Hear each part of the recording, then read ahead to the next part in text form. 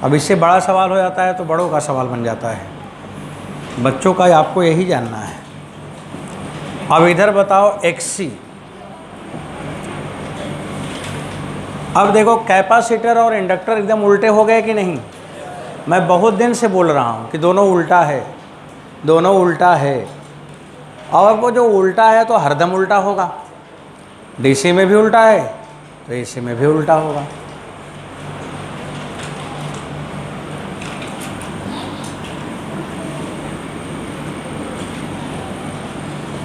एक बात सुनो, अगर ओमेगा का मान 0 हो जाए तो कौन सी करंट होगी, AC की DC? DC। और अगर DC करंट है तो XC का मान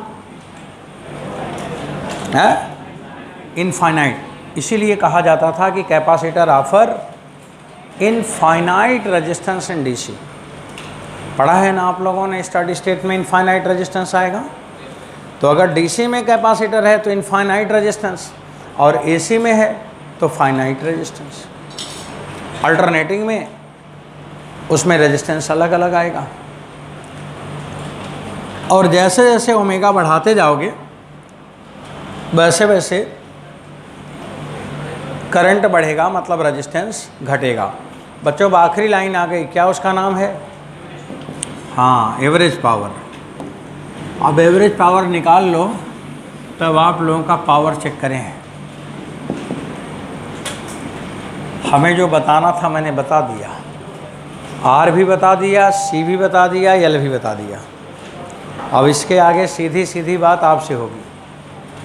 अभी आप बड़े आराम से सुन रहे थे कथा, अब सवाल लगाना है। एवरेज पावर V0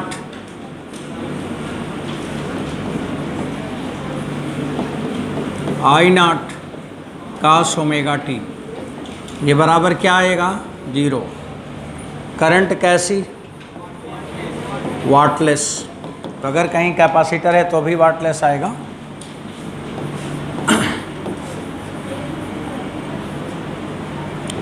रिएक्टेंस या रेजिस्टेंस भी लिख सकते हो,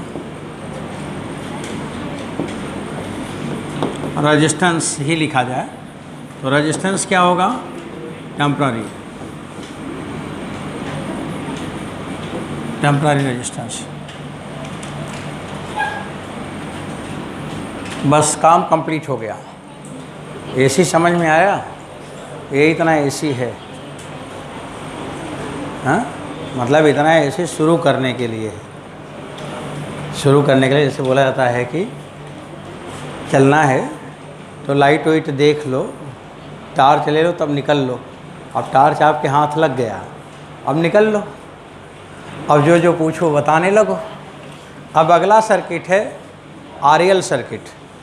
अब आप सर्किट पढ़ेंगे RL, LC, RC, LCR, तब आएगा ट्रांसफार्मर, तब इसके आगे और भी इधर उधर की बातें चलती जाएंगी। तो अब आप लिखिए LR सर्किट। बच्चों तो रफ्तार तेज करो।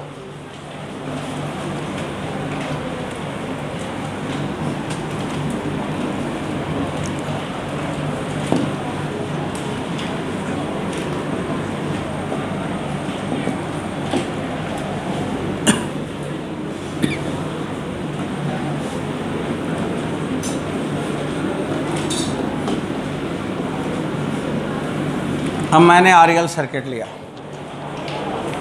देखो अब सही से ध्यान से लिखते भी रहना और सुनते भी रहना है, समझते भी रहना है ना। इसीलिए पढ़ रहे हो ना कि एग्ज़ाम में आए तो लगा लो। अब RL सर्किट में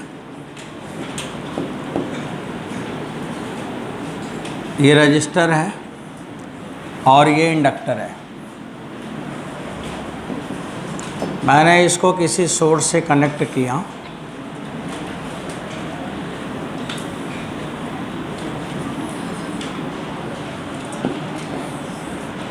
ये, और यहाँ पे वोल्ट हमने दे दिया है V बराबर V0 साइन ओमेगा t। एक सवाल है, अगर यहाँ पे रजिस्टर पर मान लो कि 10 वोल्ट आए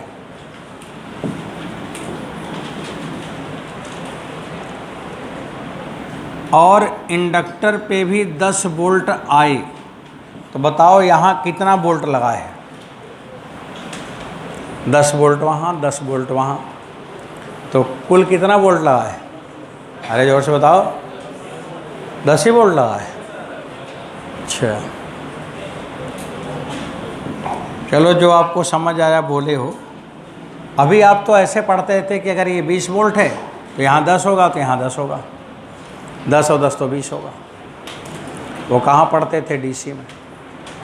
वोल्ट तो सीरीज में करंट नहीं बदलता ना, वोल्टेज तो जुड़ के आएगा। अब सुनो, अब इधर की तरफ, अब देखो मैं लगाने जा रहा हूँ, ये 10 हटा देंगे। अब सर्किट बनाता हूँ।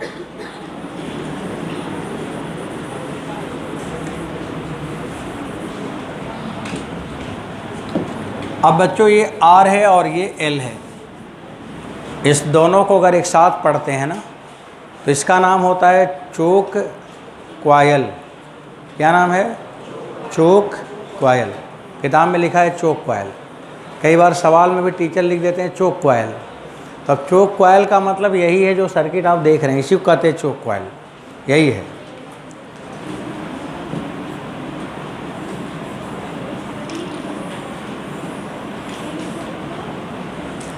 अब इसमें करंट फ्लो करेगा। सीरीज में करंट क्या बदलता है? क्या नहीं बदलता है। यहाँ का वोल्टेज क्या होगा? VR, और यहाँ का वोल्टेज क्या होगा? VL, और इसमें जो जा रही होगी सर्किट में करंट वो है I। सबसे पहला काम है फेज डायग्राम बनाना। फेज डायग्राम से अब बात शुरू होगी। फेज डायग्राम नहीं बनेगा, सवाल कभी नहीं लगेगा। आप सवाल को देखते रहें, सवाल आपको देखता रहे। आपको सीधे एकदम डायरेक्ट फेज डायग्राम पे हिट करना है। Phase diagram. अब बच्चों फेज डायग्राम में 2 एक्सिस होगा, एक एक्स होगा और एक वाई होगा। एक्स एक्सिस पे हम क्या रखेंगे? जो नहीं बदलता, और वाई एक्सिस पे हम वो रखते हैं जो बदलता है। एक्स एक्सिस माने जो कांस्टेंट हो, तो इसमें वोल्टेज कांस्टेंट है कि करंट? इसलिए यहाँ आपको करंट ही लिखना पड़ेगा। करंट हो गया। अब यहाँ पे वोल्ट 2 है, एक VR और एक VC। एक VR है और एक VC है, VL है। हाँ, एक VR है और एक VL है।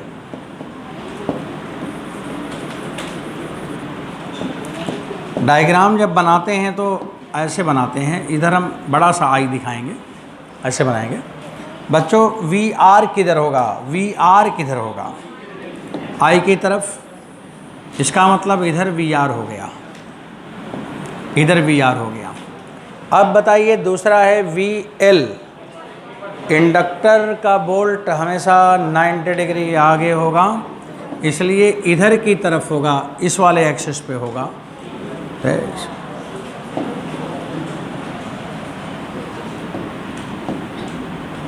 इस वाले एक्सिस पे होगा, VL होगा। अब उधर VR है और इधर VL है, दोनों वोल्ट आ गए। अब आपको पता करना है कि यहाँ पे करंट तो दिया है, वोल्टेज तो दिया है, हमें करंट पता करना है। अभी वहाँ VL, VR और I में अगर हम आपसे पूछें कि बताओ नेट वोल्टेज कितना है, नेट पोटेंशियल, तो VL और VR दोनों 90 डिग्री पे है।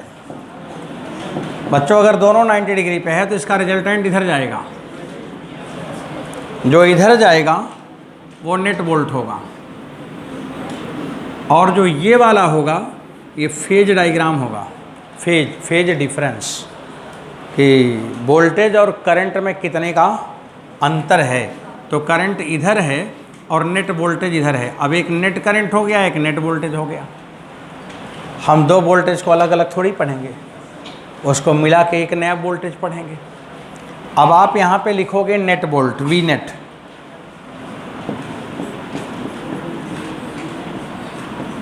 बराबर under root VR square plus VL square. मैंने जब आपसे कहा था कि ये 10 वोल्ट है और ये 10 वोल्ट है, तो यहाँ 10√2 वोल्ट है। ऐसे ही आता है क्वेश्चन, बोलेगा ये 10 वोल्ट है, 10 वोल्ट है, तो यहाँ कितना वोल्ट है 10√2। और नहीं लिख के आएंगे 20 वोल्ट, नहीं लिख के आएंगे 10 वोल्ट, नंबर पाएंगे नेगेटिव नंबर। यहाँ 10√2 है, वही यहाँ पे दिख रहा है, तो वी नेट आ गया। अब बच्चों वी नेट बराबर आप फिर क्या लिखोगे, वी आर बराबर होता आई बाहर करो, अंदर आया आर स्क्वायर और प्लस एक्सएल स्क्वायर, सही है। तो वी नेट बराबर हुआ I into R square plus XL square. रफ्तार ठीक करेंगे, तेज रखेंगे।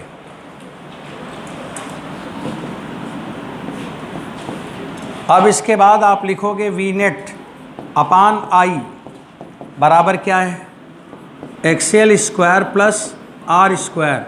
इसको हम जेड लिखते हैं। जेड बराबर क्या है, XL square plus R square. और इस जेड का नाम क्या है, इस जेड का नाम है इम्पीडेंस। क्या नाम है, इम्पीडेंस। कभी इम्पीडेंस होगा तो ये होगा रिएक्टेंस और रेजिस्टेंस। जब दोनों आएंगे तो क्या बनेगा, इम्पीडेंस बनेगा। तो यहाँ इम्पीडेंस हो गया, नेट आ रहा है। इसकी यूनिट, इम्पीडेंस का यूनिट वही पुराना ओम, इम्पीडेंस आ गया। अब इम्पीडेंस पूछेगा तो आपको ये लिखना है XL square plus R square या R square plus XL square, कुछ भी लिख दो।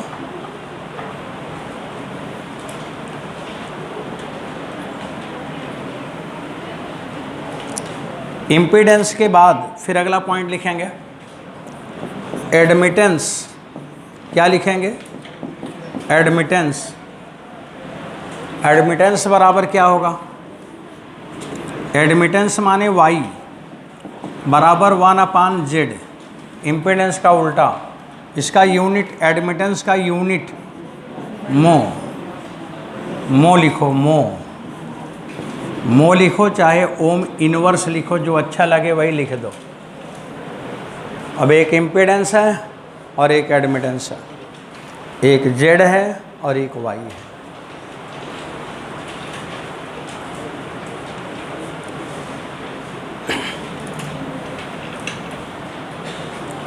अब इसके बाद बच्चों आप लिखेंगे फेज डिफरेंस। फेज डिफरेंस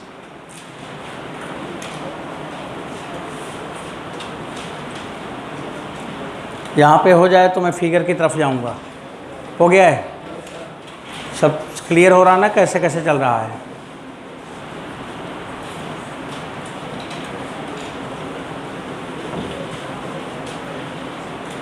अब फेज डिफरेंस निकालोगे।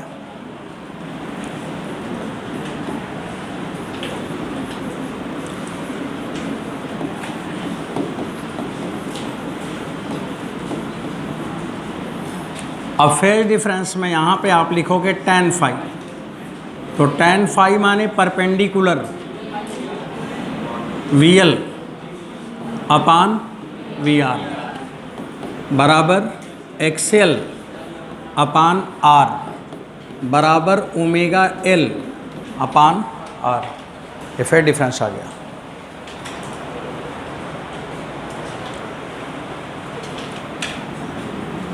अब आप लिखोगे करंट I बराबर V नेट अपान Z। V नेट माने V और Z माने XL square plus R square. बच्चों एक बार I नॉट बताओ, मैं लिख दूं V not upon XL square plus R square. अगर पीक करंट है तो पीक वोल्टेज लेना पड़ेगा, RMS करंट पूछे तो RMS वोल्टेज लेना पड़ेगा। अब ये I नॉट हो गया। वेव इक्वेशन ऑफ करंट, ये लिखवाना है आपको, वेव इक्वेशन ऑफ करंट। यहाँ देखो, बोर्ड पे देखो, करंट किधर है देख रहे हैं, और वोल्टेज किधर है, यहाँ है। अपने क्वेश्चन में वोल्टेज लिखा है कि करंट, सवाल में वोल्टेज लिखा है ना वोल्टेज। तो करंट फिर वोल्टेज से आगे है कि पीछे, हाँ, इसका मतलब करंट पीछे है। अब हमें लिखना है वेव इक्वेशन ऑफ करंट। यहीं लिख देता हूँ।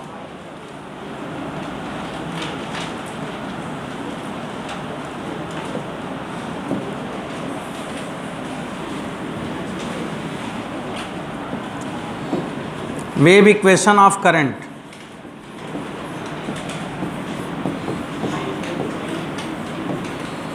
आई बराबर क्या लिखोगे? I naught sine omega T भी होगा। आगे बताओ प्लस फाइव कि माइनस फाइव? Minus five. ये करंट का वेव इक्वेशन आ गया। और फाइव का मान वहाँ से निकल जाएगा tan फाइव से। समझ आ रहा? तो यहाँ से आपको करंट का वेव इक्वेशन आ गया। लास्ट में एवरेज पावर, आखिरी लाइन है एवरेज पावर।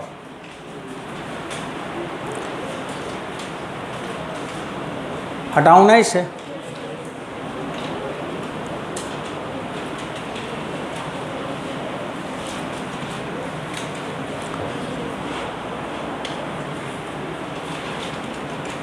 आई का इक्वेशन है, वोल्ट का है, दोनों आपको दिया ही है। अब एवरेज पावर हम इसी जगह लिखेंगे।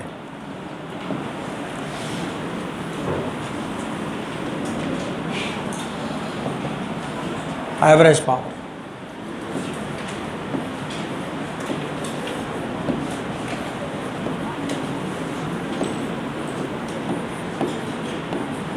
V और I का मल्टीप्लाई करो तो V not sine omega T into I naught sine omega T minus five. अब देखो इसे जब ओपन करोगे तो मिलेगा, उसे डायरेक्ट लिखो। आपको मिलेगा VRMS, IRMS और cos फाइव। ये आपको एवरेज पावर का मान आएगा। यहाँ पे पावर फैक्टर होता है cos फाइव। पावर फैक्टर बराबर cos फाइव। और cos फाइव का मान देखो, अगर tan फाइव है तो एक्सियल अपान R, और इसका रिजल्टेंट निकालोगे axial square plus R square माने Z। तो बच्चों cos फाइव अगर निकालना हो तो आप यहाँ से देख के निकाल सकते हो। जैसा कि पेपर में एक सवाल दिया था एवरेज पावर। अब हम लिखेंगे फिर से, देखो VRMS को VRMS रहने दो बच्चों। IRMS को क्या VRMS अपान Z नहीं लिख सकते? लिख सकते हो। और cos फाइव को R अपान Z। तो ये आया VRMS। IIT नीट दोनों में पूछा हुआ सवाल है। VRMS अपान Z का स्क्वायर इंटू R, ये है एवरेज पावर। उसमें केवल यही दिया था कि अगर इम्पीडेंस इतना है और इतना RMS वोल्ट है और रेजिस्टेंस दे दिया तो बोला कि एवरेज पावर है। तो क्या ज़रूरत है इतना आला बार, डायरेक्ट लिख सकते हैं। तो ये रिजल्ट है। आजकल जो सवाल पूछे जा रहे हैं, जल्दी से लगाना है तो आप यहाँ भी लगा सकते हैं। ये कभी बदलेगा नहीं। देखो ये एक इक्वेशन ऐसा होगा कि जब भी हम एवरेज पावर लिखेंगे तब हम यही लिखेंगे, डायरेक्ट लिखेंगे। अब ये इतना इन्फॉर्मेशन यहाँ पे है RL सर्किट पे। अब एक सवाल मैं लिख दूंगा, वही लगाते हुए घर चले जाएं। कल सुबह फिर उपस्थित होंगे। कल संडे है ना? हाँ, कल 8 बजे से क्लास चलेगी और 1 बजे तक चलेगी। कल केमिस्ट्री क्लास नहीं रहेगी, तो 8 बजे से एक ब्रेक, फिर एक ब्रेक से अगला ब्रेक। टेस्ट भी है क्या? आज टेस्ट होगा तब टेस्ट के टाइम पे छोड़ देंगे। टेस्ट इम्पॉर्टेंट है, पढ़ ही रहे हो टेस्ट के लिए, और कई लोग टेस्ट से भागते भी हैं। अब एक सवाल लिखिए पहले। अभी सवाल दे रहा हूँ, खड़बड़ कम करो।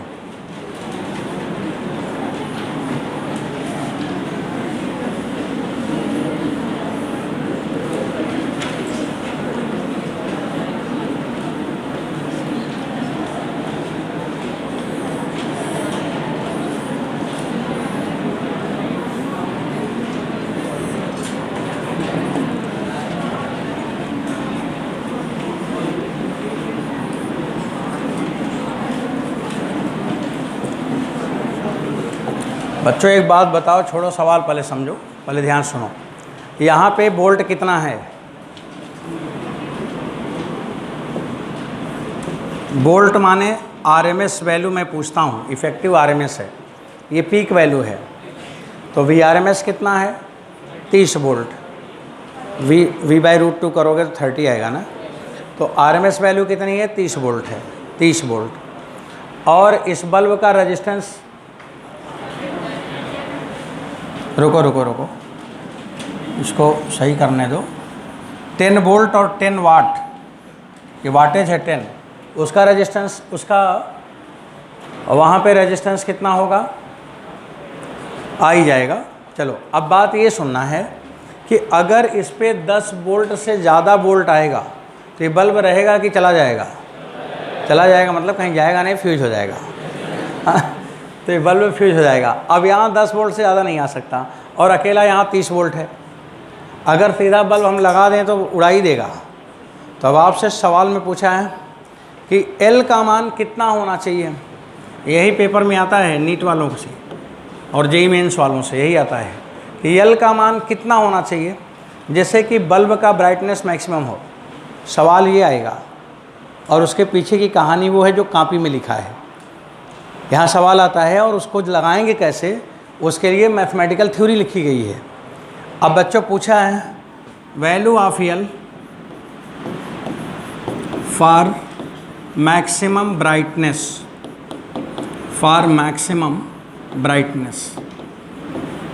ये आपसे पूछा जा रहा है। तो हम इसे यहाँ पे रोकेंगे, कल जब शुरू करेंगे तो ये सवाल लगाएंगे। छोटा छोटा सर्किट है, बड़ा आसान है। आरसी पढ़ेंगे, एलसी पढ़ेंगे और एलसीआर पढ़ेंगे, इतना ही है सर्किट।